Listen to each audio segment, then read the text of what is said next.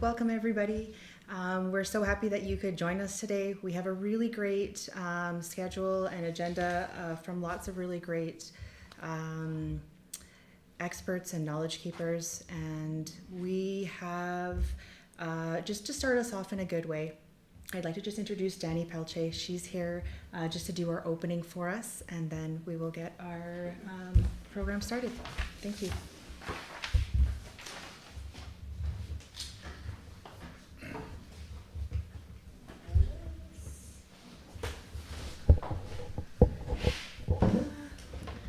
I was about to say good morning, but it's not morning.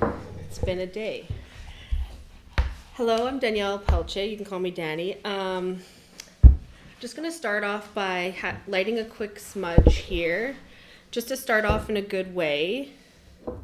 I'm only going to be using sage, just because I think it is it's a woman's medicine, and it's cleansing, and a recent teaching that I was given was that matter you're on your moon time or not, as long as you are using your medicines with good intentions, then who is anyone to stop you from praying and using your medicine? So I just thought I would share that with the group.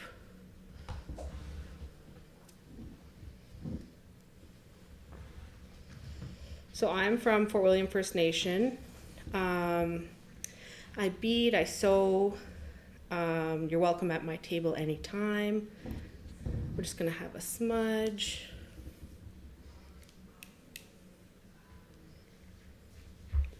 We cleanse our ears so we hear the good things in our face, in our hearts so we can love and be open, our mouth so we talk good things, and our eyes so we see the good in people and everything around us. And this smudge for use. Would you like this smudge? So as everyone's smudging, I'm going to read a prayer from one of my favorite books. This is the camera here. Can you see the book? Okay. Mother Earth, Plants for Health and Beauty. And I just love it because it has little prayers and different recipes from all the plants and berries and just the different protocols of picking and everything. And I think it's really important that we exercise those rights of harvesting and picking our own medicines and berries. So here's the prayer, and it is by Solomon Ratt, Woods Cree speaker and educator. Creator, I thank you for another day. To the east I pray to the eagle spirit to take care of the newborns and to give me patience. I set down tobacco. To the south I pray to the mouse spirit to take care of the youth and to give me kindness. I set down sage. To the west I pray to the buffalo spirit to take care of the adults and to give me tolerance. I set down cedar. To the north I pray to the bear spirit to take care of the elders, to give me love. I set down sweetgrass. Bless all my relatives. Miigwech. Thank you so much. Thank you for having me. Thank you. Thank you.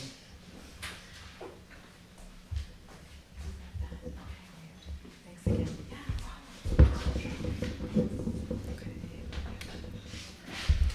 Alrighty, hello and welcome everybody again to our live stream for the Indigenous Women's Health Talk on gender-based violence. My name is Carly Costician. I'm the Indigenous Women's Health Program Coordinator here in Thunder Bay.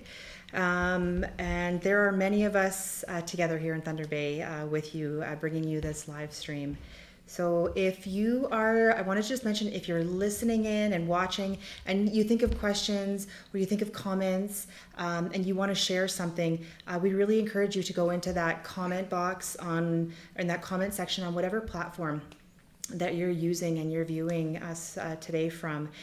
We have CJ and we have Jordis in the background, and they're going to be working really hard to monitor all the chats and help out wherever they can. We will have later on as well like a little question and answer period where CJ and Jordis may share some of those questions at that time, but I believe that Matt will also be pretty open. If there's any questions that come up, CJ will probably ask us in that moment too. So feel free to share your thoughts with us. We'd love to hear them. Now, we really hope that you find something in the knowledge that's shared here today that touches you and that impacts you and helps you out. And we also wanted to just let you know that, though, in conjunction, along with the presentation that Matt's going to be sharing with us, we will have some of our coworkers in ONWA come and talk about their programs. And also later on, we have Angie Ice, a knowledge keeper and grandmother from Greenstone, joining us to share her grandmother moon teachings for June. And we're really excited to hear from those individuals later on as well. Also, for those of you who are new to the Indigenous Women's Health Talk, we offer about a 10-minute break midway through. So sort of around 3 o'clock, it might be a little bit earlier, a bit later. And that's our chance for all of us here at that halfway mark just to get up and have a glass of water and just move around a bit or do whatever we need to do at that time. Also, for those who may be new to the Indigenous Women's Health Talks, we always have surveys that we post around midway and towards the end of the event. We really appreciate all this feedback that we get from you, the community members, letting us know if you were having any problems. And also, the really important part is you letting us know what information that you want to learn later on. We really gear all the presentations and the events around requests from community members like yourself. And so we always are really eager to go through those and hear what everybody's excited and hopeful to learn about. Along with that survey as well, I also just want to mention again, for those of you who are new, is that we always have a draw for all the surveys that we get. If they are anonymous, unless you would like to provide your email or your name, and we do a draw for a gift in the next couple days once the surveys are all in, and we mail that out to you.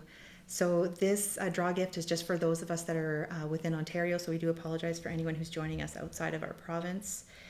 And we're close here to getting into your presentation, Matt, but I guess one last thing is just for that purpose of safety, and we really want to be welcoming to all, but transparent too, and open about some of the topics that we will be covering. And we just want to acknowledge that at some part of today's knowledge sharing portions, you may be experiencing some emotions, discomfort, feelings, even within our bodies. And we really encourage you, like during those times, to be kind to yourself, to take care of yourself and do what you need in that moment.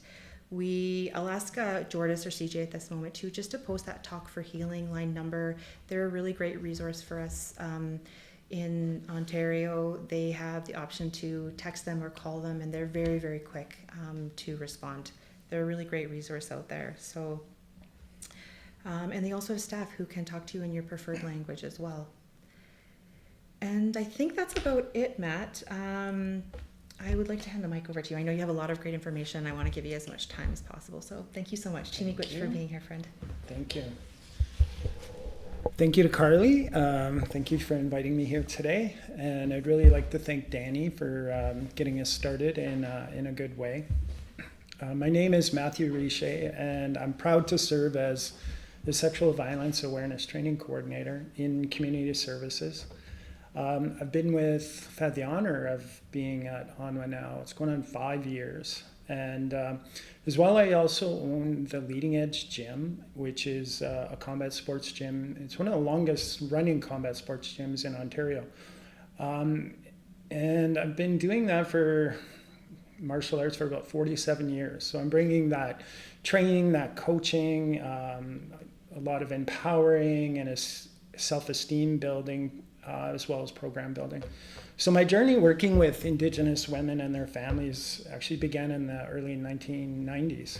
And that's where I worked as in a residential group therapy center for Indigenous people. And during that time, I began integrating boxing, kickboxing, self-defense, pad work, and as a form of physical therapy and it was a way to use movement to process trauma while supporting Indigenous families through, as they work through their deeply personal work, healing work. And that experience really shaped me over the years, and it's something I've done ever since. And it kind of developed that trauma-informed, body-based approach that I still use today. So over the years, I've had the honor of working with a number of Indigenous organizations, and the work's always been around supporting community safety, empowerment, and healing. So in my current role at ONWA, I help lead public awareness campaigns around issues of ending violence against gender-based violence. And a few of those are the Resilient Hearts, Resilient Voices campaign that ran through the month of May, the Moosehide Walk to End Violence, Poetry Night, and the 16 Days of Activism. And I also work in Thunder Bay, the area, and throughout Ontario, facilitating a number of workshops that are related to ending violence against Indigenous women and their families. In addition to awareness activities, I've developed several culturally grounded prevention programs designed for Indigenous youth, and these include the She Is Strong program, stand-up boxing, and Warrior's Path. These programs are built around safety, confidence, and leadership through sport, movement, culture, and connection, and are aimed at youth ages 10 to about 18 who may be navigating complex challenges. Everything I do is then grounded in the belief that safety of mind, body, and spirit is a birthright, and that healing, strength, and community are deeply connected. That's enough about me. So an introduction to today. Today we're going to talk about restoring our safety, protecting body, mind, and spirit. And it goes far beyond safety tips. The conversation's rooted in the lived experience of Indigenous women, girls, two-spirit and gender diverse people across this country. So it's been nearly a decade now since the Truth and Reconciliation Commission released its final report. In 5 years since the National Inquiry into Missing and Murdered Indigenous Women and Girls called the violence that Indigenous people face a deliberate race and gender-based genocide.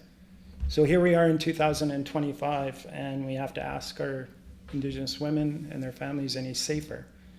And I think, for far too many, the answer is still no. Indigenous women are likely 3 times more likely to experience sexual violence and intimate partner violence than non-Indigenous women. We see that intimate partner violence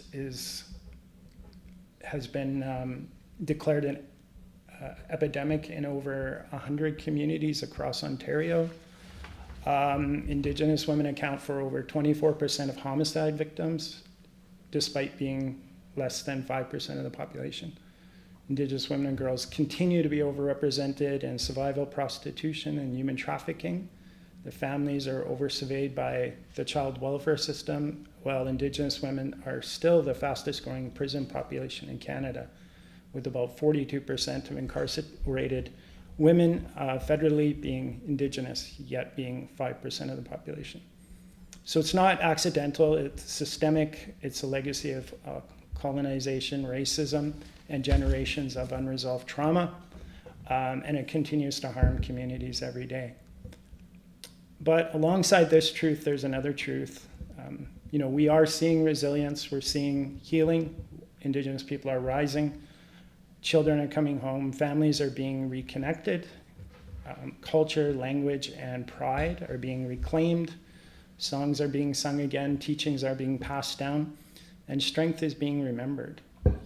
So through ceremony, community, and love, there's a rebuilding of what has been taken, and this conversation is about reclaiming safety, not just physically, but emotionally, mentally, and spiritually. So today we'll talk about how to recognize the early signs of escalating violence, how to trust our gut, listen to our intuition, how to restore calm through awareness and regulation, how we create a collective safety and compassion, culture and connection. We'll also walk through what you can expect when accessing support at ONWA, and how we can show up for one another when violence or fear enters our homes, our workplaces, or our communities. Safety should never be conditional. It shouldn't be something that you must earn. It's your birthright. And together, we'll begin the work of reclaiming it. So we're going to get started with that today.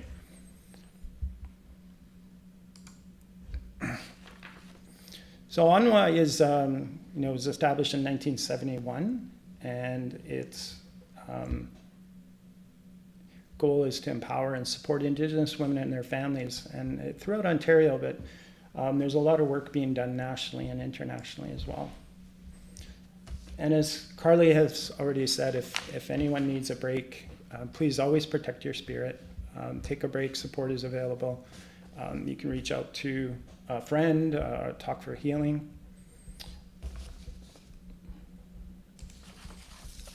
So as we get started, we're going to talk a little bit about trauma-informed approach. And again, this is something that I realized a long time ago. It's really important to understand the impact of trauma and how trauma affects everything. How we feel, how we relate to others, how we react in moments of stress, and even how we make decisions. So being trauma informed doesn't mean we're going to be therapists or anything like that. It simply means that we learn to approach each other with empathy, understanding, and care, especially when we don't know what someone is carrying. It helps create connection, and when we're trying to diffuse violence, connection is really important. Sometimes we interact with someone and they seem withdrawn, or they're really reactive, or they're struggling to stay grounded. Instead of asking ourselves what's wrong with them, a trauma-informed lens invites us to say what happened to this person, and how can I support them in feeling safer. You might feel the response is out of place with what just happened, but instead of judging them, we might get curious and understand that something else is at play. So a trauma-informed approach will do a few things. It will help promote awareness. We want to learn about how trauma shows up, and we want to talk about it openly. The more we understand, the more compassion we can offer. We want to shift attitudes. When someone's behavior doesn't make sense to us, we want to lead with empathy and curiosity instead of judgment. We want to foster safety, and we want to create a space where people feel physically and emotionally safe, where they know they won't be. A space where people feel physically and emotionally safe, where blamed or ignored. And people have experienced violence. They've also experienced their control being taken away. So part of healing is supporting survivors to make their own choices and move at their own pace. And we want to highlight strengths. Survivors are not broken, they're heal. When we focus on what they've overcome, not just what they've been through. So when we awareness, we help create the conditions for true safety. Not just the absence of harm, but the presence of respect, dignity, and healing. Some of the key sources of trauma that we want to be aware of are, the intergenerational and historical trauma. There's experiences, some of our immigrants that have moved here may have experienced war-torn, war zones, disaster-affected areas. We want to be aware of social inequities like racism, sexism, and discrimination, and also any kind of child abuse and childhood neglect. Understanding where someone's reacting. So there are a few reflection prompts on throughout this presentation. Here's the first one, and it's just within yourself as you start to think about safety. What is your experience with potential violence? Is it infrequent, where it happens yearly, or is it something that you have to deal with monthly, weekly, or daily? And this will depend on your age, your lifestyle, your occupation has a big has a lot to do with it. Where you live, your neighborhood. Did we get kicked out there? Yep, I believe so. Okay, I'll reshare.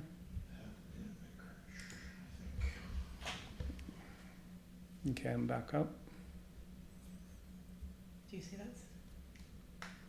Yep, you're back up. Okay, welcome back. So 60% of it is mental. And unmute. There we go. The majority of personal safety comes from your mindset. What you tell yourself, your confidence, your beliefs, ability to stay mentally sharp. Are we still on now? Should be. Okay. 30% of it's emotional. No, we're dropping in and out. Okay, muted. Almost like our building's currently experiencing internet issues. Oh no. Can Jordas do like a little statement to remember from where she is, Yeah. just to say, I'm sure she's probably already doing it. We're currently experiencing technical issues. Statement. Okay. She's amazing. Okay. I'm just trying to do here to. Have a drink of water. Mm-hmm. You're doing great. There's so much info, eh? There's a ton.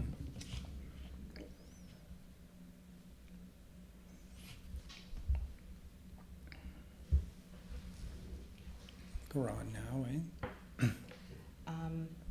They can hear us again. Okay. They can. Okay. It seems to have somewhat stabilized. Okay. Maybe we'll keep going for a bit. Yeah. Okay. So we have personal safety, 60% mental, what you're thinking. 30% is emotional.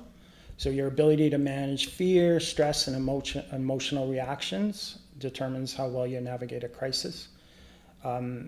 Recognizing your emotions without being overwhelmed by them helps you stay in control and respond thoughtfully rather than react impulsively.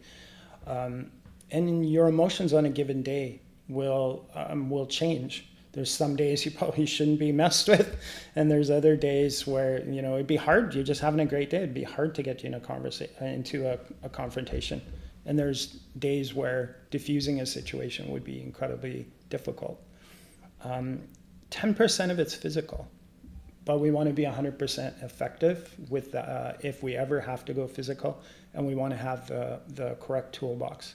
And that toolbox is it doesn't work very well without that mental and emotional situational awareness, plus learning to trust your intuition. Then we have next diffusing and de-escalation skills. That's our second line of defense. And our third line of defense is our physical skills. Of course, we need to know confrontation management. We need to know our fight or flight responses. Distance management, critical distance management, extremely important. And then there's also ethical, legal, and moral considerations. So there's a lot to it. Just one sec, Matt. Yep. CJ was saying we might be cutting in and out. I just. Yes, so it seems like we're having some technical difficulties throughout this stream. Okay. Right now, it seems as though we've got somewhat of a stable connection, but every now and then it does seem to be dropping. Okay. So we'd just like to apologize for that, for anybody who's watching. Thank you for your patience. We'll be trying to get this sorted out. Sorry to interrupt. Keep going. Just want to let you know, yeah. Okay. I'll let you know if it crashes out again. Okay. So our first line of defense is avoidance, and we look to the east, where avoidance, and we look to the east. We look to the eagle, who sits closest to the creator and has incredible vision and ability to see the bigger picture as it soars above the earth. Second part of avoidance is intuitions, learning to trust our gut. And we look to the teachings on wisdom and to the example set by the beaver that has incredible survival instincts as it quickly warns other animals of danger. The second line of defense is diffusing and de-escalation skills. We look to the 7 grandfather teachings of respect and humility, honesty to guide us. And the last line of defense always is using physical skills. And we look to 7 grandfather teachings of the bear, courage, and we also need honesty. So here's another look at that.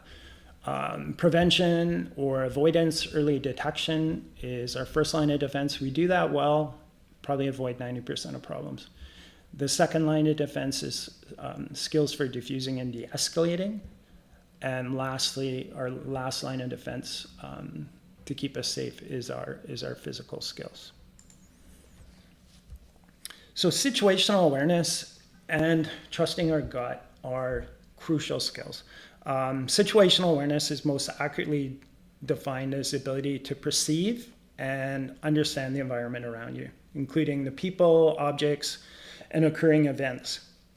Some situational awareness examples are being mindful of your surroundings, anticipating potential risks, and taking appropriate actions to stay safe. It's a crucial skill that can benefit anyone regardless of your profession or daily activities. So when we look at situational awareness, we have these colors up here. So white is where we're tuned out. We're relaxed, completely unaware of surroundings. We're generally unprepared. We're most at risk. This is often the victim mindset that says, I can't believe this is happening.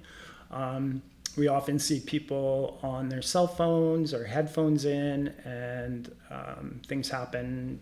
They don't notice it till they're where somebody has their hands on them or whatever it may be. And it's really hard to move from there. Yellow would be the next state of awareness. We're relaxed. We're aware of our surroundings, actively scanning for threats. Nothing's going on. It's just being in the moment. Orange is the next level. It's focused awareness. It's where we're monitoring a threat with high level of observance, and we're in a heightened state.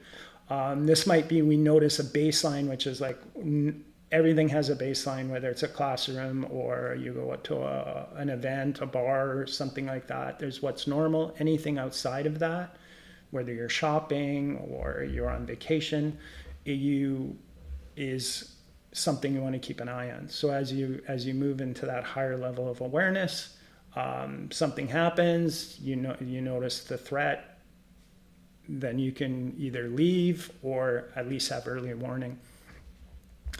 The other part of awareness that's really important is awareness of our body language and ourselves. How we move, we stand, we carry ourselves speaks volume, not only to other people, but to potential predators, whether human or animal. There's interesting studies showing how predators instinctively pass on prey that look calm, alert, and confident. They target animals that appear panicked, erratic, or unsure. It's nature's reminder to us that predators read body language too. And studies on human predators that have been done show the exact same thing. In our daily lives, avoidance, deterrence, and de-escalation all start with the same idea.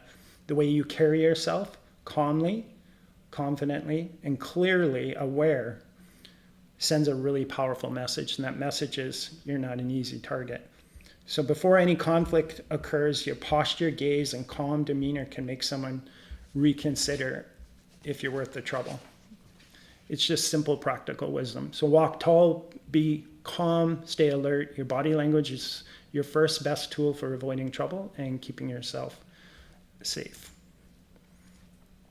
The second part of our first line of defense, avoidance, is trusting the wisdom of our body. So we all have an intuition, gut instinct. It can feel mysterious at times, but it's not magic. It's just actually a powerful cognitive process. Your brain takes in far more information than you can consciously process, and your intuition is your subconscious sending you warning signals when something doesn't feel right.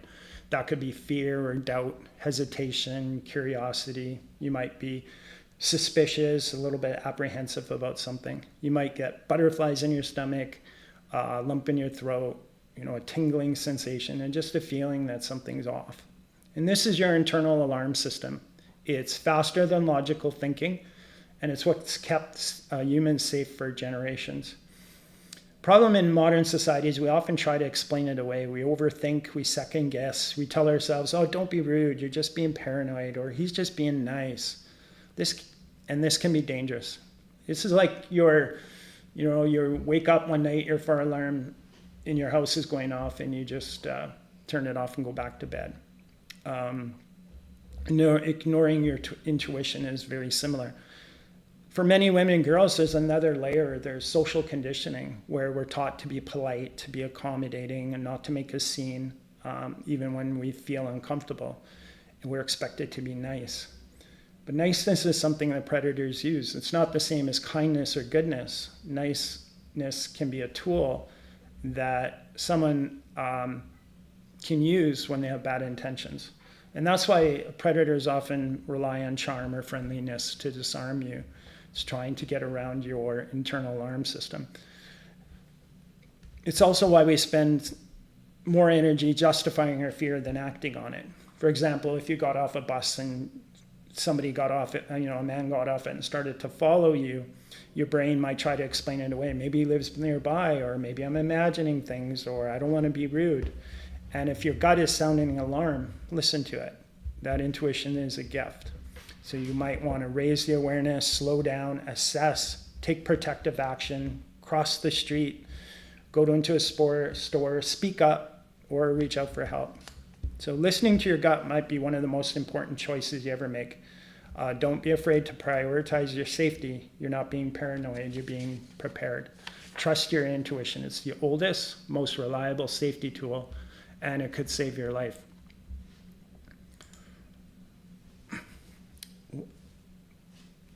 So one of the topics we are looking at for possibly the fall is online safety risks for children. And this is what we call stranger danger 2.0.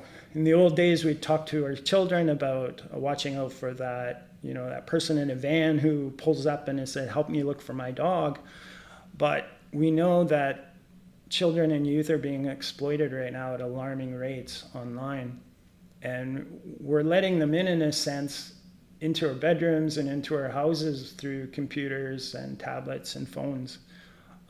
Awareness and learning to trust your gut are just as important online as they are in person, maybe even more so, because when we're physically near danger, our body reacts before our brain does. Our heart races, we feel nervous, or something just feels off.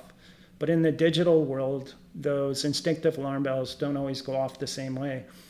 The threat doesn't always look like a threat. Predators are behind screens. They're using friendly words, photos, and false identities to build trust slowly.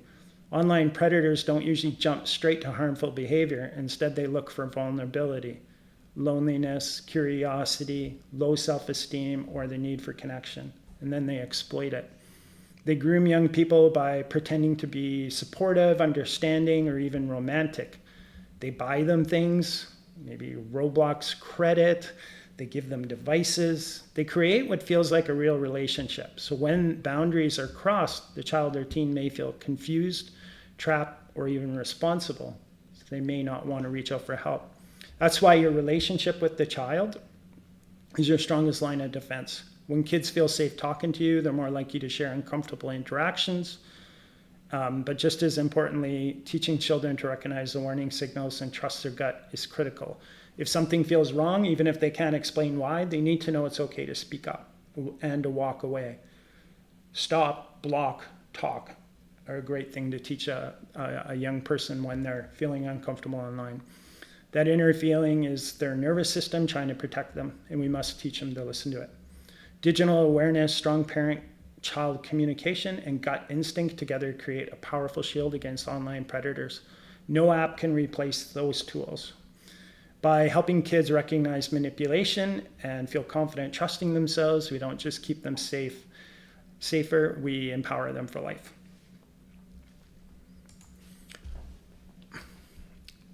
So our first line of defense being avoidance, and again, that's online or have early. Second line of defense is diffusing and de-escalating potentially violent situations. And here you see the Crisis and Trauma Resource Institute. They're a fantastic resource if you want to do They have full day courses on this as well as train the trainer programs. I highly recommend it. So just basic understanding of violence. The two most common reasons for violence, they've done studies throughout prisons and asked why basically people went to violence. Some are on death row, some are lifetime criminals. And you'd think out of a couple hundred people that they spoke to, there would be a couple hundred reasons. There was two.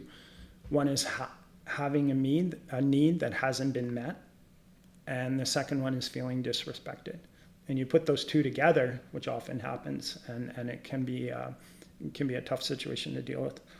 The two most dangerous times when you're trying to refuse someone is right at the start and at the end of the altercation. The start, you can imagine person is very angry about something. Maybe you're working in a store, they're returning a product, and sometimes they want you to know how angry they are or how inconvenienced they are. So they start with some profanity or threats, things like that.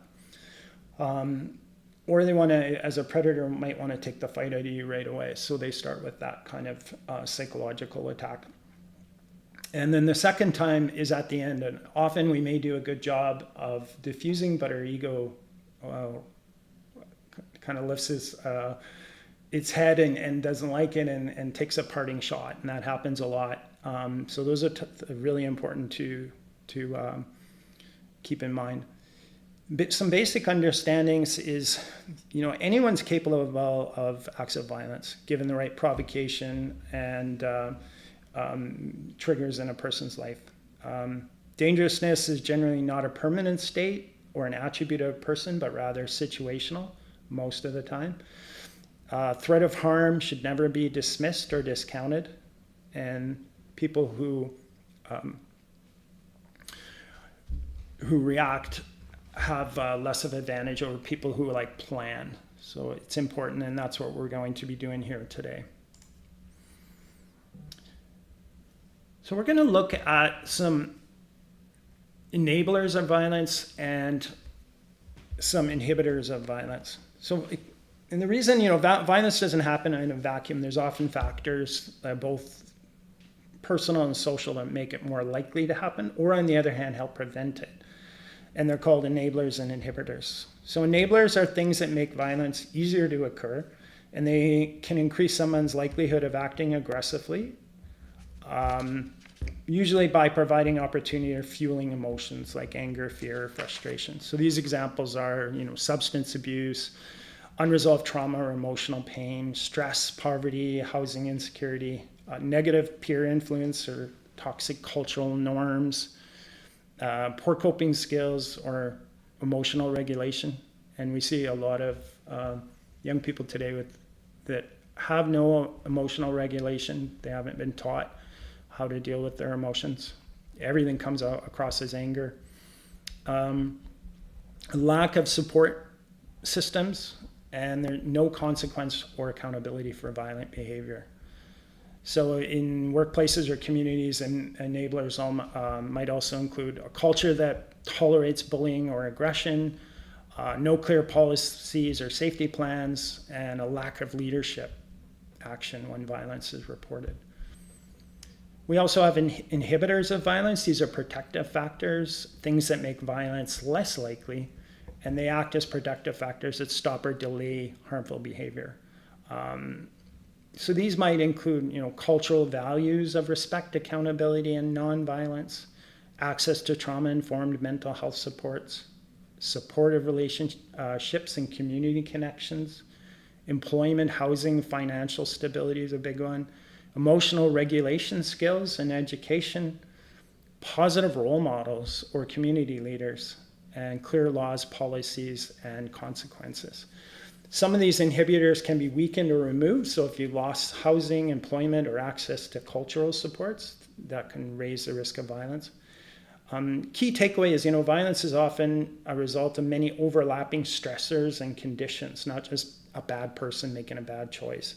Understanding what increases or decreases risk helps us respond with compassion, accountability, and solutions.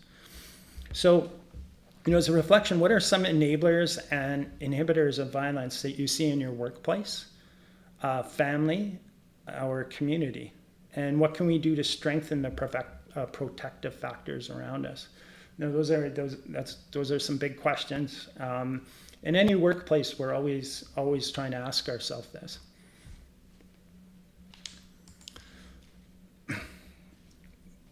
So a little bit about emotional regulation.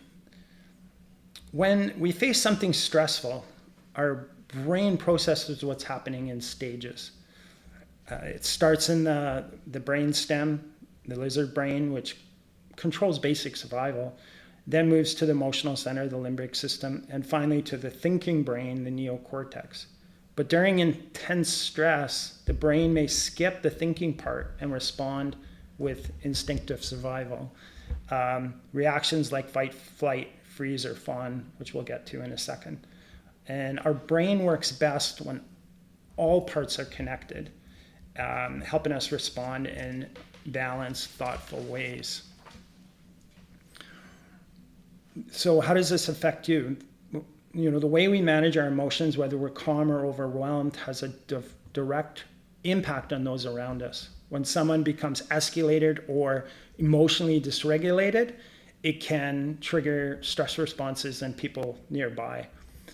Good news is you can train yourselves to recognize these responses and build skills to stay grounded.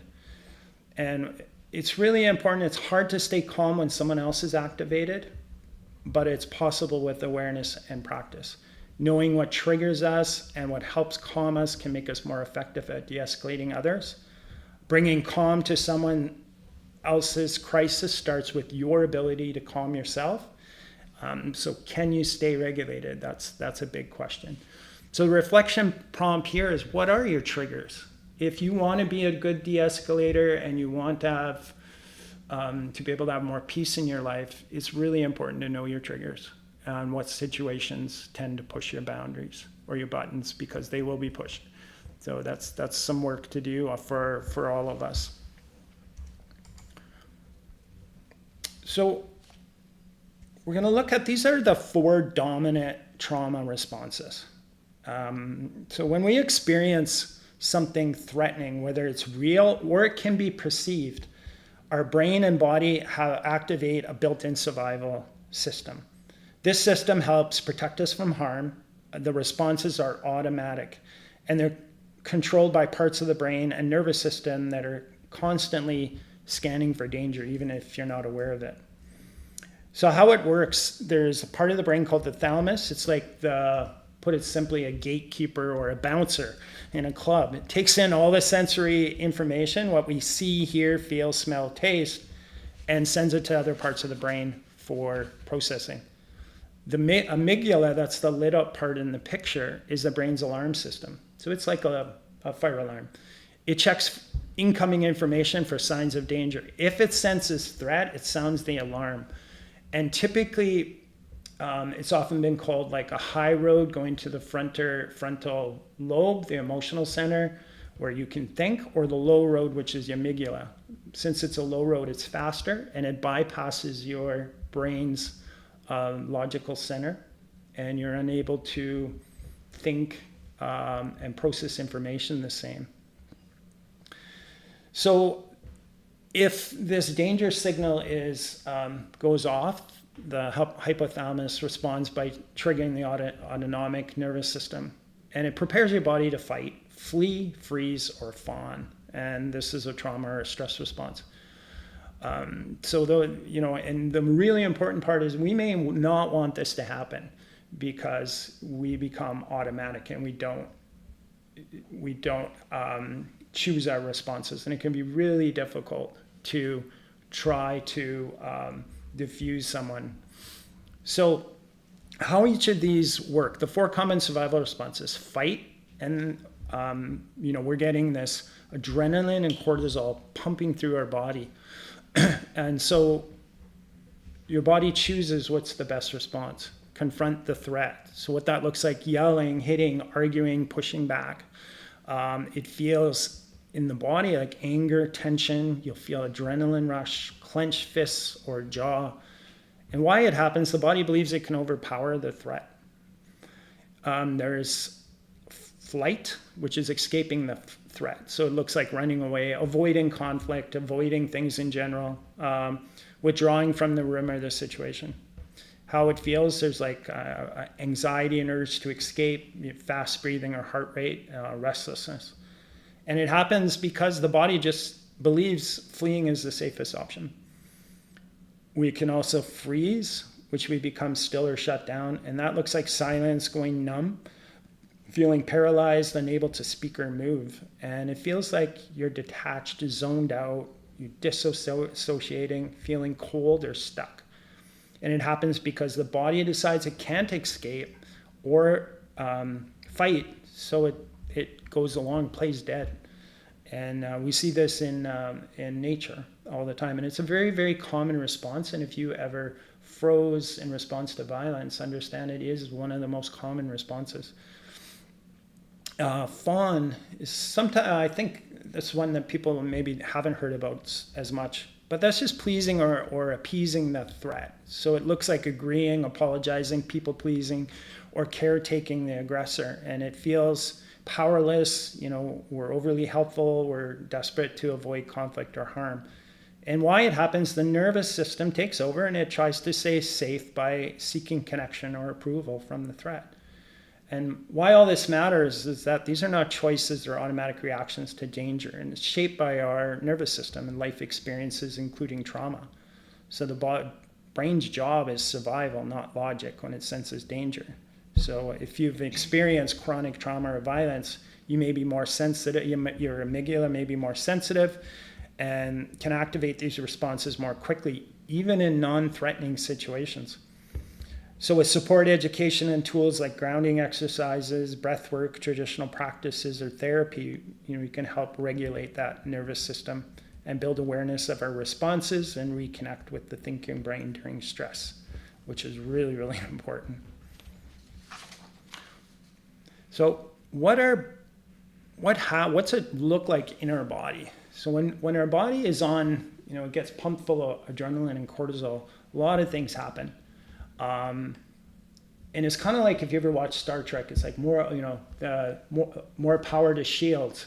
So certain things get stronger, but you see the lights will dim and things like that. And there's other things that basically go offline. So the heart rate goes up, respiratory rate goes up, the blood pressure goes up, blood sugar goes up, blood goes into your large muscles. You're stronger, more alert, cold hands, feet, you sweat more, digestion slows or stops. The thinking part of your brain gets less blood. Memory and learning is diminished. Immune system shuts down, tunnel vision, hearing loss, fine motor skills are affected. We could have a long conversation just about what happens when this kind of stress is going on all the time in homes that experience a lot of violence, what's happening to those children. We're seeing high blood pressure, blood sugar, diabetes. We're seeing where they're not able to learn in school. Maybe sometimes can take 12 hours for the cortisol and that to leave your body. Memory and learning is diminished. Getting sick all the time because the immune system's constantly shutting down. So it's it's very interesting.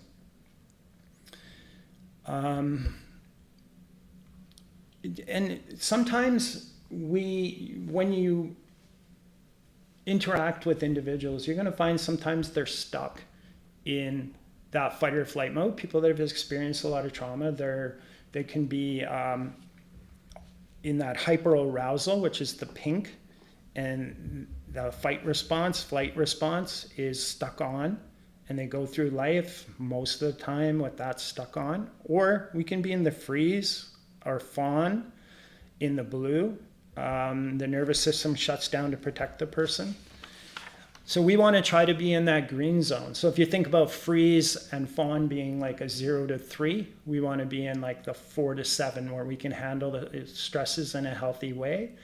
And then 8 to 11 would be up in that fight or flight.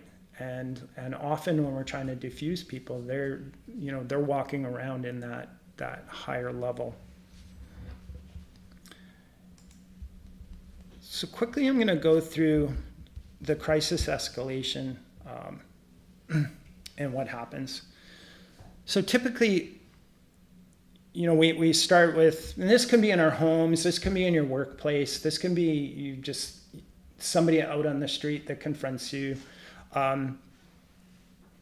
People are, the calm baseline state is, people are regulated most of the time and they're in a balanced state. Everyone's baseline looks different depending on their history, their temperament, current stressors like hunger, fatigue, trauma, mental health conditions.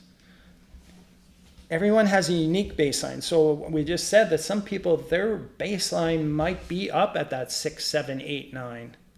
They have experienced a lot of trauma. They don't have very good emotional regulation. So everyone has this unique baseline resulting in different speeds at which they reach a breaking point. And their baseline is based on all kinds of factors, as we've already said. Further complicating, and people go through dysregulation at different speeds. So if this is your home or workplace, calm behavior, or maybe you work with youth, or we want to provide appropriate reinforcement for appropriate behavior, focus on building connection, and teaching coping strategies and calming strategies. Then we often have what's known as a trigger. Something happens, an activating event, and this is like early dysregulation.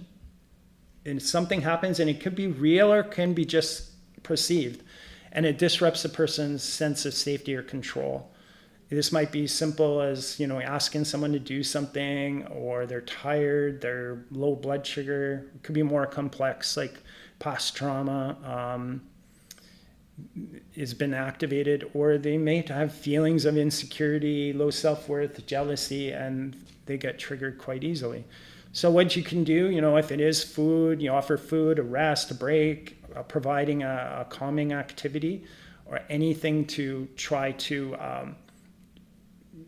not allow it to go into the escalation phase. Escalation, the person starts to show more visible signs of distress. Their body prepares for a perceived threat.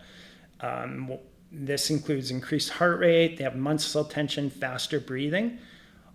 Their ability to reason or hear logic starts to decrease, which is really important. As people escalate, they have a harder time listening and interacting appropriately. As someone trying to de-escalate the situation, our task is to reverse the process of escalation before it reaches the next level, which is the breaking point. And this is where that co-regulation, we all regulate to each other, and we don't want to regulate to them and get into dysregulation. We want to try to bring them into regulation with us. So what we do, how we talk at this point is really, really important. Then we can try to redirect them, have them sit down and try to speak calmly. If that doesn't work, they're going to go into crisis. And crisis is like another way to say is a breaking point. So we see signs of kicking, property destruction, self-harm, and other concerning behavior. We got to focus on safety at this point, give them space, remain calm, use a neutral tone, avoid physical confrontation unless safety requires it. And your own response here really matters deeply. If you escalate, the situation gets worse. So we want to model calmness and non-threatening body language. Then we'll see people the crisis passes and they start to regain some awareness and calm. And they might be tired, they might be embarrassed, they might be confused, they might want to avoid you.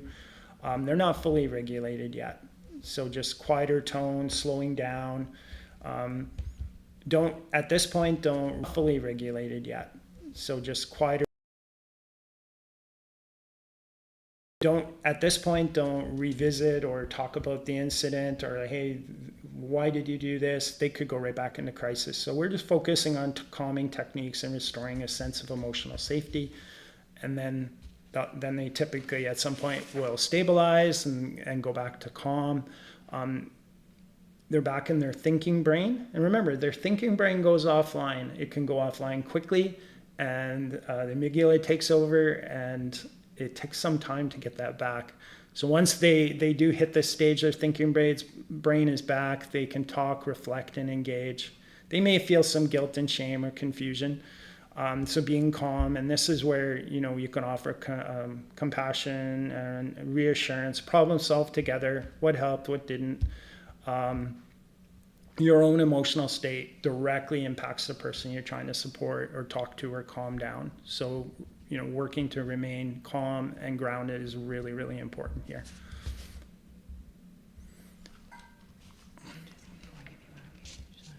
Okay, yeah, that's perfect. Okay, so our last is now, how do I deal with all this? So we're going to go through 5 steps, 5 quick steps. Okay, and the first one is, something's happening, we want to assess the situation as quick as possible. We're quite good at this as human beings, assessing short-term danger. So we want to look at, where is safety? Is there a place I can go? Do I have a area? Are you outside, parking lot? What's the terrain like? Is it slippery? Is it all concrete? Are enablers of violence present? Drugs, alcohol, that sort of thing. Is there a mental impairment? Are you dealing with somebody that is having a mental health crisis? Are there weapons present that can be used against you, that you could use? Body language is crucial. Your body language, and you always watch theirs. We'll talk a little bit more about your body language in a second. Watch their body language, watch their face, how they position themselves, where their hands are. Typically, people strike, grab, or reach for weapons with their hands. We want to, who is present? We often say, hey, just run. You can't run if you have a child with you. What if you have an elder with you? What if there's other people that are going to get hurt if something happens? Are there people that can help you? Are there people that are going to help them? Check in with yourself. How are you doing? Are you able to keep yourself calm? Where are they at? So it's a lot, but that happens very, very quickly. And a reflection prompt, is there anything else we need? Is there anything not on this list? Next, and this part's really important, managing yourself. And this just becomes habit in these kind of situations. Typically managing distance, being aware of your body language, being able to create barriers with your hands if needed, your arms, keeping people away from you. That's the first thing I teach in when we do face-to-face is how to stand, how to move your feet, how to move towards that you're always safe. Creating these barriers with my arms, or getting behind a desk or a stretcher, depending on what's going on or who I'm working with. We work on that first. And a barrier with my arms, a barrier with my voice, and a barrier with a psychological barrier as well. You want to relax. The superpower is slowing down your breathing.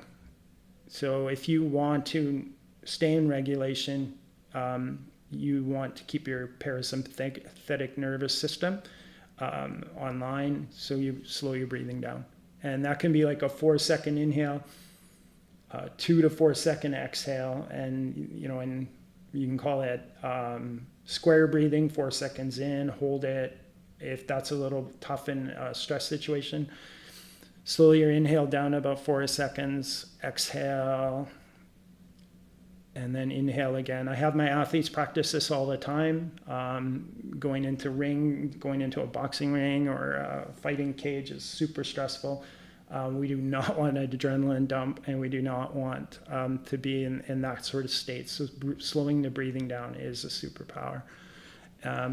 Use positive self-talk strategies. Really important to kind of talk yourself down and just remain calm. Practice territorial awareness. So being able to use your hand, you might direct them, hey, I can see there's a problem. Can you meet me over in the office, or come on over here and sit down? Use your height and frontal turn. So what that means is that if they're sitting, you sit too. If they stand up, you stand up as well. I will always use a nonviolent posture. I turn sideways and I may have my hands up as a barrier, talking with my hands, but what you've done is you've made yourself look smaller, not so threatening, but you've also put yourself in a really good position to protect yourself. And this would be our first lesson physically, is if spontaneous violence happens, how to move from that position. It's in a anger situation, we'll often square up and lift our chin up and put our chests out, and we, men, women, doesn't matter, we all do that. It's really dangerous. We want to turn, put our hands up, appear non-threatening, and you're also protecting yourself. Remember your goal, and your goal is a successful de-escalation. And I say this because our egos get involved and our egos want to win, and it's the biggest deterrent, especially when you have an emotional connection to the person. So your goal is just to successfully de-escalate. This is the biggest thing. If you know their name, use it, or even how would you like me to address you? You have to teach yourself to slow down, talk slowly, control it. Remember, they're escalated, they're not going to hear you very well. So you have to control your tone, your volume, your rate of speech, build rapport, find common ground, and deal with the person. Deal with this situation, not the person. Stay present. Often if we have a relationship with the person, we see them often and may go back to the past and this happened, and this is about what's happening right now. Stay present. So what skills do you use in emotionally charged situations? There's a little reflection. What works for you? Problem solving. I used to work in a job where potential for violence was daily. And this was something I used all the time. And it's called the LEAPS method. And it's a proven communication technique used to de-escalate and build trust and reduce the risk of violence. I find it especially effective in high tension situations where someone's distressed, upset, potentially aggressive. It's used widely in crisis interventions, law enforcement, and trauma-informed practice. And it stands for, LEAPS is listen. And that is the most important thing. Most people are angry, a need hasn't been met, or they feel disrespected. Give them your full attention. Use active listening, nod, make eye contact. Let them, if they're talking, yelling, whatever it is, they're getting it out. It allows them to express their emotions, frustrations, no judgment. Listening shows respect, can help the person feel heard and validated, which is often the first step to calming down. Don't listen to respond, listen to understand. That would often happen. Somebody would be angry, and it was usually about my coworkers. So the next step would be to empathize. Try to understand their feelings, perspective, even if you don't agree with them. Empathy can lower emotional defenses, create connection. I would say things like, I'm mad, and use their language. If they're swearing, I'd often just, hey, that sounds really crappy. I'm really sorry this happened to you. And right away we're on the same side, and those two things themselves usually just brings the anger rate down. And empathy doesn't mean I'm agreeing with their behavior. It just means I acknowledge their experience in that moment. Then I'd ask questions, open-ended, respectful questions to clarify what they need or how I can help. And this usually would shift their brain from, emotional expression where they're yelling and that to problem solving. Often it's like, hey, how often is this happening? I can see why you're frustrated. I'd use that whatever they're feeling. I can see why you're so pissed off. And how often is this happening? And right away they'd have to think about it. It seems to happen once a week, every Thursday. And so, we're working on, this is happening because of this. Is that right? And now we're into a conversation. Often at the last is, working towards a solution. So I summarize, work towards a solution, and always keep in mind safety first.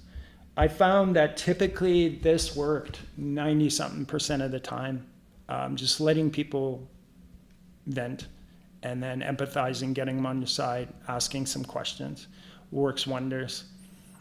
Even in our homes, we don't always know what's going on with someone, and they really overreact, and there's something else going on, and just sitting down, letting them.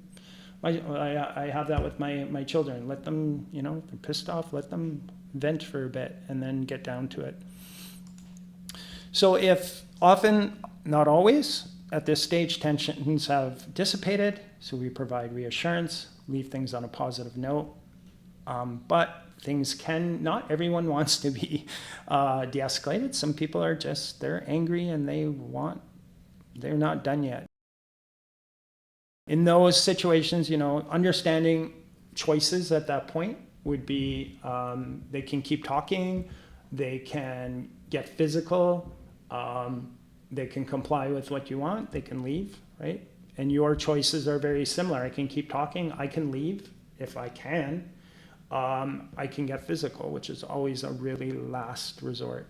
So we want to, at any point, disengage, but it's important to set clear boundaries, stay calm, use precise language, avoid threats and loud voices can get really tough when it's escalating and escalating. Use exit strategies when necessary. If the situation becomes volatile, and again, this is one of the first things we work on, is how do I walk down a hallway looking at the person, never going to turn my back, maintaining open, non-threatening postures, and just how do I move my feet, how do I use good distance management, space and barriers, and work with, say, paramedics. We'll have them use their ambulance, stretcher sometimes. They'll get to a call, the person doesn't want to come with them, and they're really, really agitated. No problem, get them to disengage. We can involve others, trust your instincts, and one of the things we do in the physical part is really learning how to deal with that spontaneous physical aggression. How do I cover my head, and how do I do flinch response, things that really your body naturally does. So I'm typically going to create a plan based on everything and then put it into action. The physical skills we can't do because we are not in person. So this is a great time to take a break. We can ask a few questions after if you have them. I can talk a little bit about the physical training that we typically will go through. I do travel quite extensively teaching. This is usually a 3-hour course, about 45 minutes to an hour is on the mental and then 2 hours on the physical. So I can talk a bit about that if you have any questions. Okay. We're going to take... we'll take a 10-minute break. Thank you so much, Matt. And I think we already have some questions that we can go over with you. Okay. After. Perfect. All right, everyone. Thank We'll you. see you soon.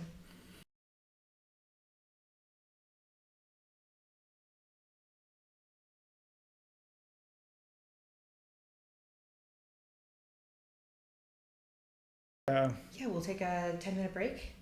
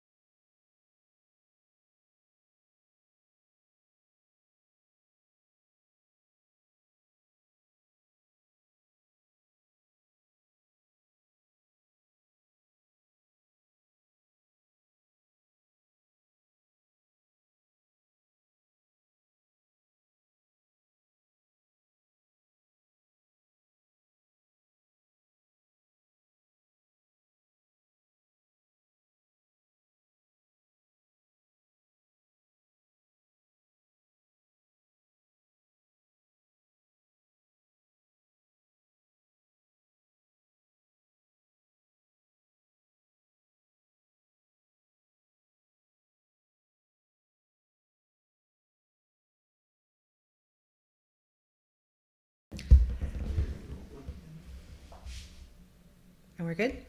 We are good. Oh, wait, thanks, TJ. Hello, everybody. Welcome back. Sorry, we had a little bit more technical difficulties there, but we really appreciate you sticking through with us. We're going to move on to the second half of our agenda and our event for today. And we have both Megan Spaninga. Did I say that correctly? Yeah. Thank you. And Amanda Ettinger. And here at ONWA, they are our Indigenous Victim and Family Liaison workers in the Community Service Department. And we really appreciate you coming in today and just chatting. It's always really good for people to see the face of who they might be speaking to when they're calling ONWA. And so, yeah, we'd just love to hear what people can expect if they're calling ONWA and they get referred to you. Sure, Okay. yeah. So, hi everyone. My name is Megan Spaninga. I am one of the Indigenous Victim and Family Liaison workers here in Thunder Bay. Amanda is joining us online. Her name's Amanda Ettinger, and she is also in our Thunder Bay site. We do also have Indigenous Victim and Family Liaison workers both in Kenora and Ottawa. And then we also have some chapter sites across the province that will do similar work to what we do in this program.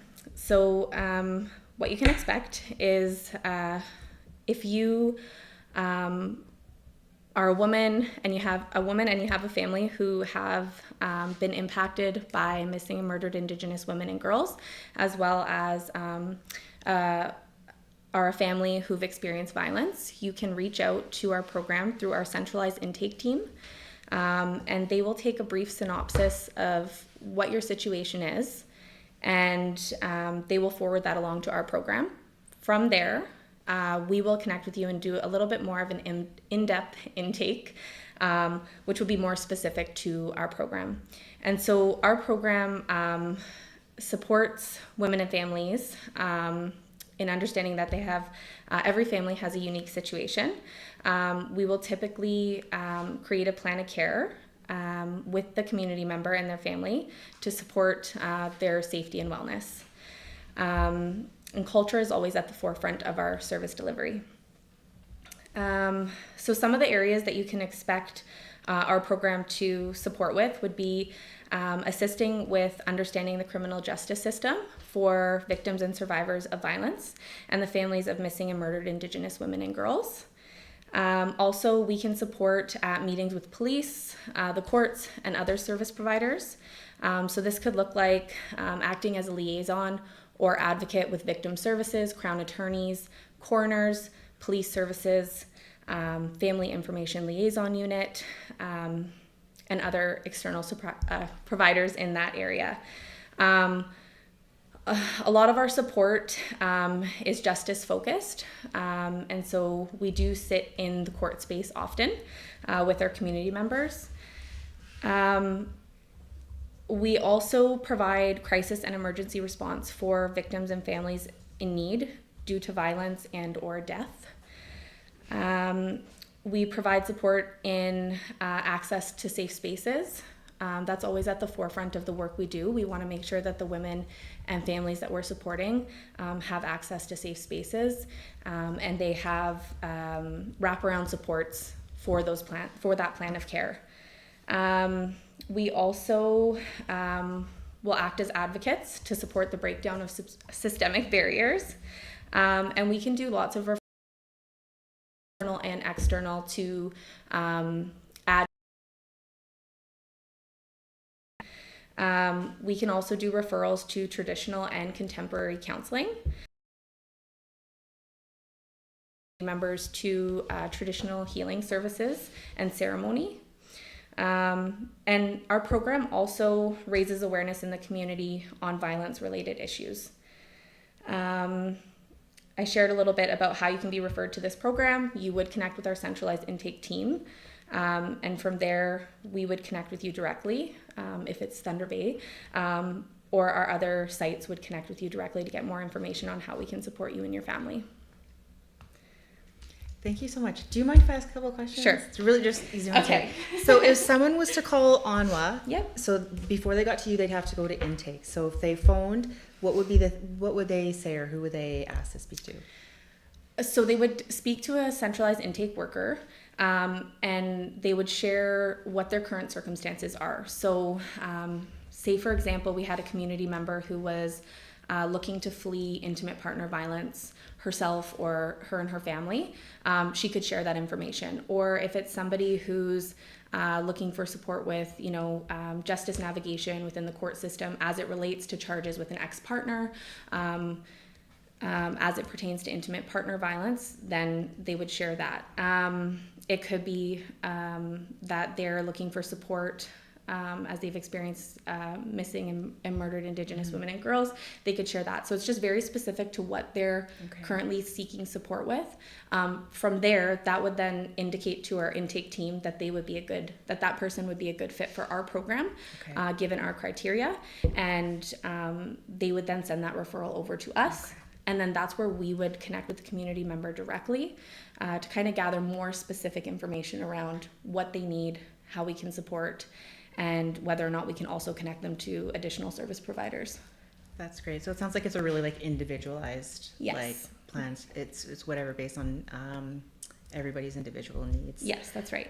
That sounds really great. And it's I really appreciate that you just shared just like this is across Ontario, so everyone really has access to these services if they call any ONWA office and just ask for intake, and then they will be connected with an intake worker who will then have a good conversation and get some information. Yes, that's right. Okay, thank you so much. No I really problem. appreciate you joining us today. This is really good to go over.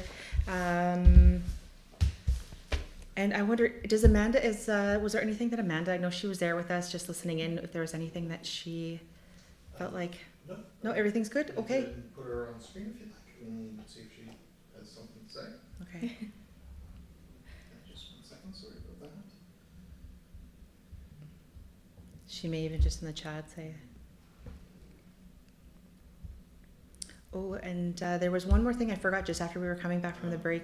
We had a couple questions about just the technical issues that we experienced in the first half, that some people were missing some information, and there was some requests just for some of that information, like in a PowerPoint. And I believe that CJ or Jordis had just posted in the chat that if you'd like, for those of you who would like that information and part of that presentation, just to email communications@onwa.ca. and we will get that presentation out to you. I'm a little nervous with live, but it's a really relaxed environment, and we just really want to let you know that we're so appreciative that you came and you're going to share this knowledge with us. For sure. I'm going to pass it over to you. All right, so I am with the centralized. Really relaxed environment, and we just really want to let you know that we're so appreciative that you came and you're going to share this knowledge with us. For sure. I'm going to pass it over to you. All right, so taking community coordination approach, a centralized intake and community actions throughout the province to deliver services to those in need. So with that, again, being the main point of entry, when you call ONWA, you will either speak to a receptionist or there will be options there. If you pressed intake, it's going to give you a list. From there, it'll tell you for all our sites that we have intake workers, brief services workers, which button to press. So if you get connected to that, you would press 1 for Hamilton. Ottawa and Napanee, you would press number 2. Kenora, you would press number 3. Timmins, number 4. And then Thunder Bay would be number 5. So again, we do have our teams spread throughout the province, and they are there to take those calls. Again, when somebody calls in, we are going to gather all of Kenora, you would press number 3. Timmins, number 4. And then Thunder Bay would be number 5.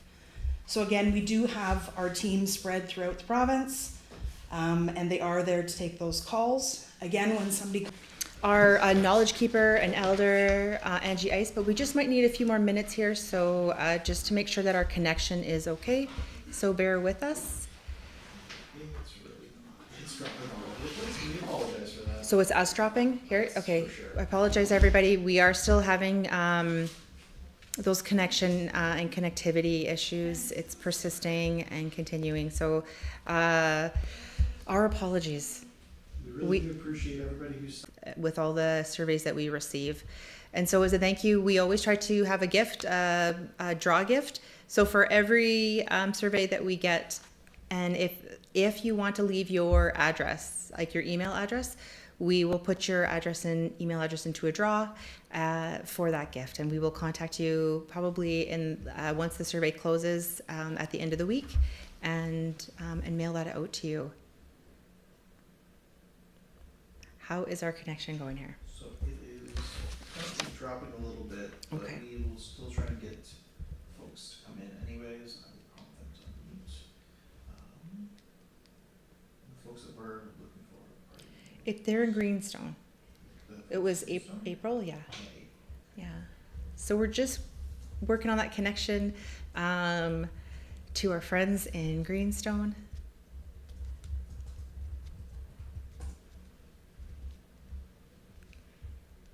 We can see and hear them.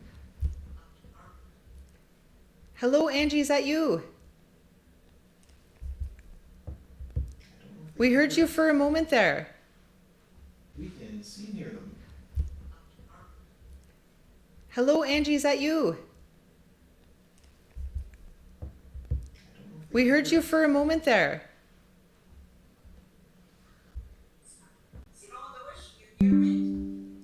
We can hear you.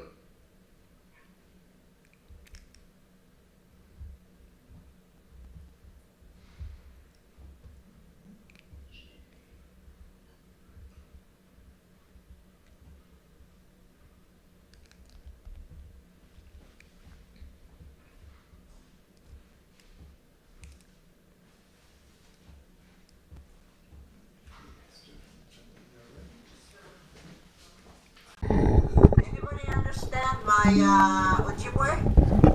You do? Well, that's good because most of the time I will be speaking our language, but to make things a little bit more simpler, maybe I'll go ahead and use English. I was asked to do a small presentation on either the moon time or the moons themselves. So I'm going to combine this. I'm going to combine it to make it pretty cool. Well, anyway, if you want to talk about the months first, which is 12 for us over here and 13 are our neighbors, the Mohawks. The Mohawks country, they use 13 moons. We don't use any type of medicine that you know about, and you only gather what you know. You do not gather something you do not know. That's a big no-no when it comes to medicines. Medicines are very in tune to when they're picked. They are in tune a time ago. And then I asked one elder, so why do we, have to offer tobacco now? Why do we have to do that if it wasn't done a long time ago? And then someone came up with that idea that we should be offered SEMA tobacco every time we want to do something that belongs to Mother Earth. So she's the one that controls everything that we do a long time ago. We had seasons. So every season we would do what we need to do for our families and move on to the next season, which would be the Tagoggan, fall time. So fall time again is another area where we look after our families and gather things to a warmer place because that's their original instructions. And when I talk about original instructions, and you should always invite your children, your grandchildren in these 4 seasons so they see and they'll know what to do when their time comes where they have to look after themselves. And did you know that, I said to them, did you know that a thing called recycling? Yeah. Well, it wasn't them, it wasn't the European. I'm trying to think what else I could say in terms of the yeah, I teach the kids the months, what happens in the month and stuff like that, you know, when you do that, when you pick, syrup or whatever, when do you pick rice, when do you, what do you pick in the winter time? That's their fast lane. They live a fast lane and they're rebels. And we have to accept that as parents or grandparents, aunties, uncles. We have to accept how these young people, you know, turn around and snap at you sometimes or swear at you as parents. You're supposed to just let them be. So what, if they swear at you? So what? It's only words. They didn't come attack you or anything like that. But they're in their time where, nothing matters except themselves. They want this, they want that kind of thing, right? And it's a good time too to sit with them, but I can't afford it. I can't afford it. I'm sorry. Look, it's not that long time ago. So nowadays, the parent would say, we have to pay our rent, we have to pay for our food, we have to do a lot of paying here. So that's why I can't afford things that you want. But maybe getting a part-time job might help. Look for a summer job or whatever. Well, maybe talk to the elders if they want something done. The elders will, give you some kind of honorarium, maybe, I don't know what to call it. But yeah, our teenagers. Are you? And I feel so sad sometimes when I hear or when I see the parents kicking out their daughters and their sons. It's because they have this rebel in them. They have this, they live in a fast lane.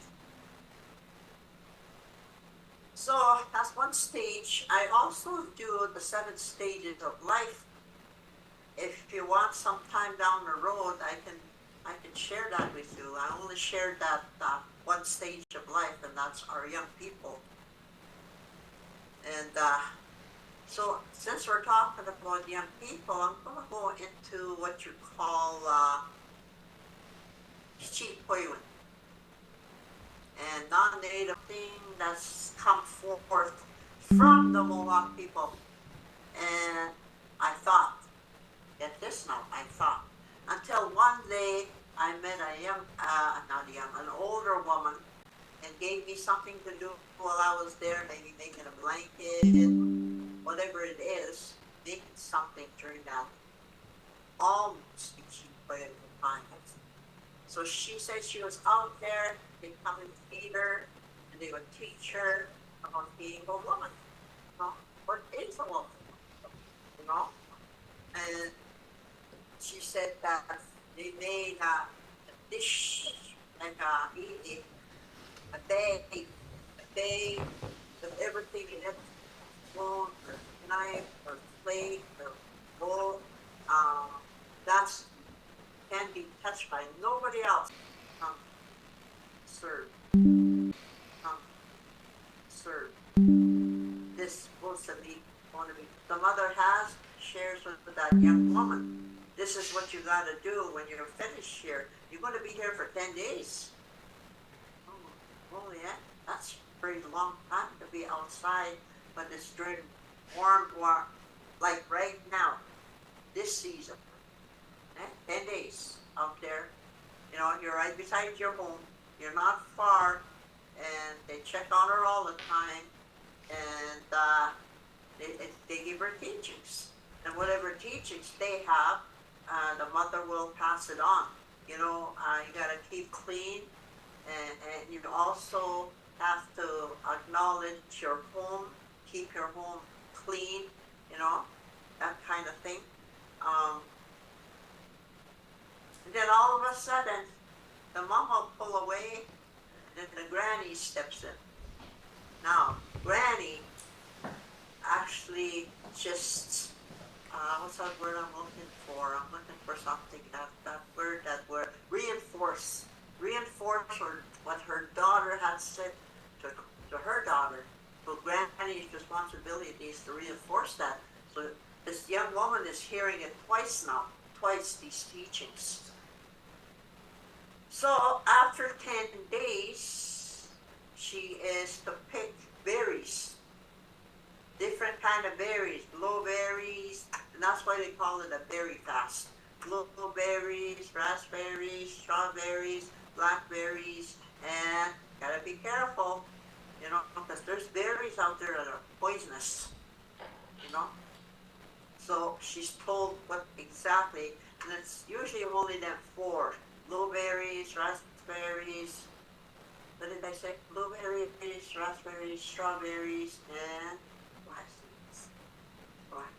blackberries. Yeah. There's also macominant, bearberries. But with bearberries, I don't think they tell them to pick that because it's too powerful. The bear is very powerful. So these gentle berries, she has to gather that, and then once she gets on her moon, the cheap way with them things are put on. She gets on that moon, and again sit out there for the next few days, however long it takes to finish her moon time. And when she comes out, they have a celebration, a feast for their berries. They celebrate her womanhood. So these things that I'm telling you is they're very rare, very rare. I haven't seen anybody train their daughter thus far that I've been here anyway. It's just that woman telling me that what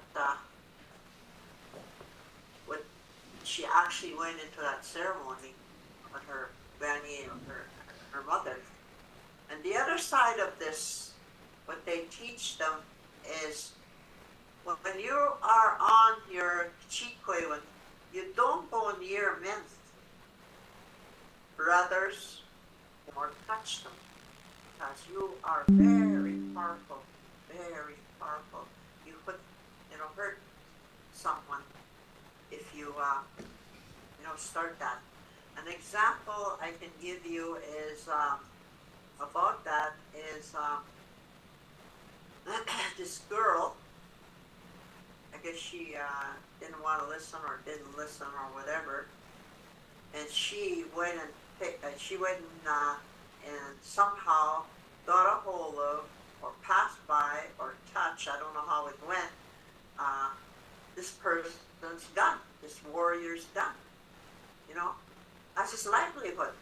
We got guns to, go in the sauna and that give themselves for life. That's the other thing around hunting, If you're meant to kill something, they'll stand there and look at you. They're ready. But if they run, you shouldn't run after them. Let them be, kind of thing. So going back to the story about this girl touching a gun. That elder shared that when she did that, it took that warrior a long time before he could kill, defeat his family. It took him a long time, because every time he tried to go hunting, animals run away. Animals run away all the time. Whereas a long time ago, I guess he shared, when I was ready to go hunting, it just stands there, stares at you. The moose will stand there, stare at you. Okay, I'm ready. And then you shouldn't. You took off. So that tells me that we have to teach our young women. We have to. Right from when they're, when they're understanding. When they're understanding, start to understand. And it's usually around 7 years old.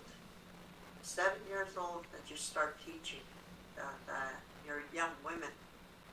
Because anywhere from baby to 6 years old, they won't listen to you. Their world is that stupid. She will be until she's turned 7. And you're going to be sad when she turns 7. Now she's she goes much of she can do it on her own. Well, that's not real, but you've always doing something for your living. All of a sudden, no, don't need you. I can do it for myself. I can serve myself. I can take a shot at myself. I can think about myself.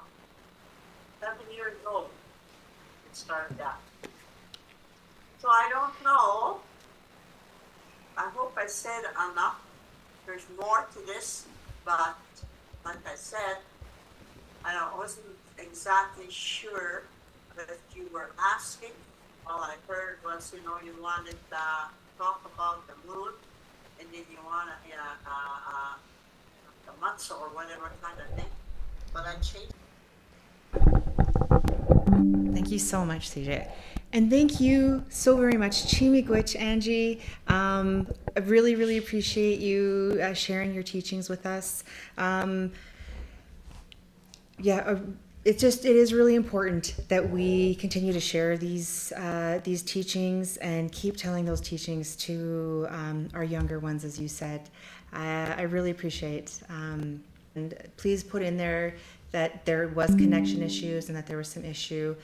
It is still good for us to know that and to consider that for the future of the Indigenous Women's Health Talks.